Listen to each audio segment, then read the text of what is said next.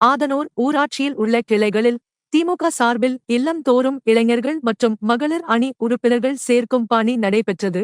காஞ்சிபுரம் மாவட்டம் திமுக காஞ்சி வடக்கு மாவட்டம் குன்றத்தூர் தெற்கு ஒன்றிய திமுக சார்பில் ஊராட்சிகளில் கிளை வாரியாக இல்லந்தோறும் இளைஞர் அணி உறுப்பினர் மற்றும் மகளிர் அணி உறுப்பினர்கள் சேர்த்தல் பணி ஆதனூர் ஊராட்சியில் நடைபெற்றது. இந்நிகழ்ச்சியில் தலைமை செயற்குழு உறுப்பினர் க. அன்புச்செல்வன், ஒன்றிய செயலாளரும் மாவட்ட குழு தலைவருமான பணப்பை மனோகரன் ஆகியோர் பங்கேற்றனர்.